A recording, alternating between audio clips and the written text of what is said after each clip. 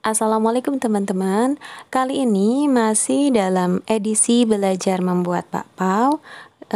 Kali ini resepnya berbeda ya dari yang sebelumnya. Silahkan teman-teman cek resepnya di kolom deskripsi. Dan nanti di akhir video saya akan bagi pengalaman saya mencoba membandingkan adonan yang menggunakan baking powder dan yang tanpa baking powder. Oke, pertama-tama ini saya akan menyiapkan bahan cairnya berupa air dan santan instan dan juga pasta pandan.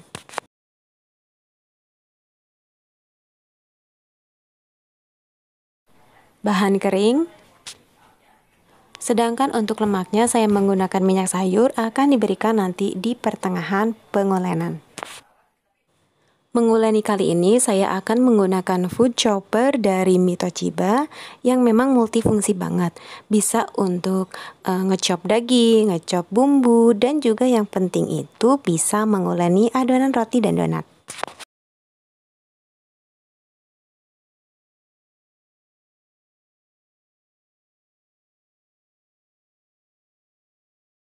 Mengoperasikannya sangat mudah, teman-teman tinggal tekan bagian tombol di atas motornya ini dan kita tunggu sampai setengah kalis baru kita masukkan bagian lemaknya.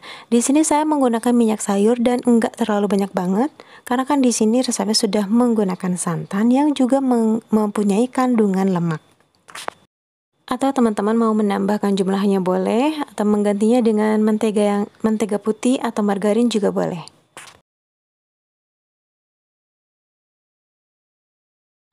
Oke teman-teman, ini kurang dari 5 menit, udah selesai. Sekarang kita keluarkan dari food choppernya.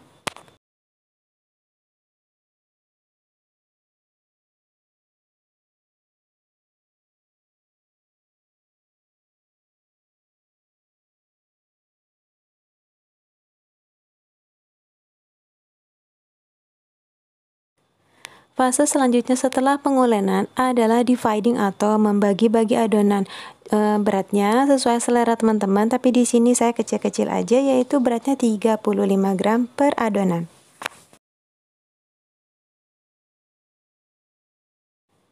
Selanjutnya kita memasuki tahap shaping atau pembentukan. Kalau teman-teman ingin memasukkan filling atau isian, itu ada di tahapan ini.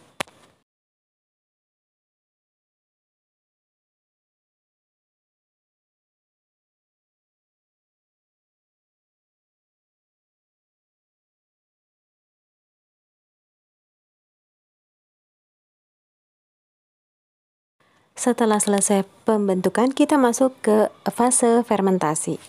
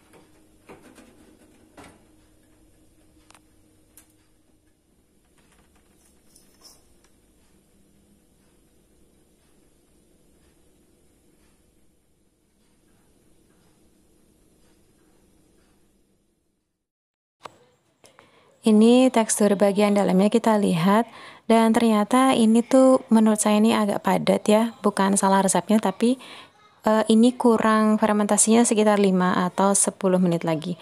Karena ini buatnya jam 11 malam, harusnya memang fermentasinya saya tambah dari biasanya saya buat siang hari.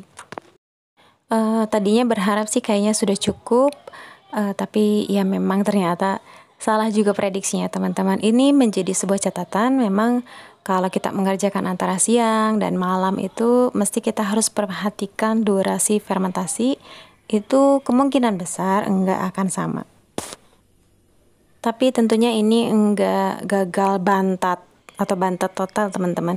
Jadi hanya kurang sedikit berongga aja menurut saya.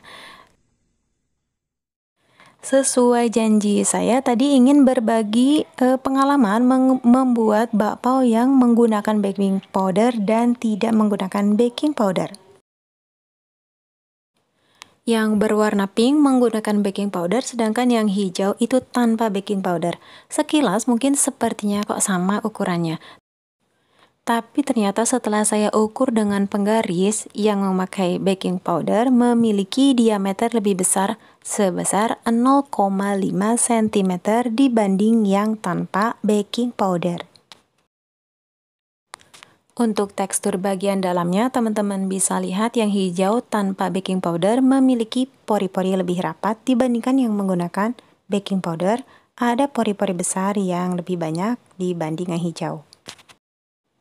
Dan jika disentuh, yang tanpa baking powder itu teksturnya lebih padat dibandingkan yang menggunakan baking powder.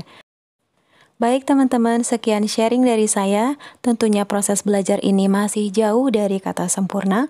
Untuk itu, kritik dan masukan dari teman-teman sangat saya nantikan, tapi sampaikanlah dengan santun.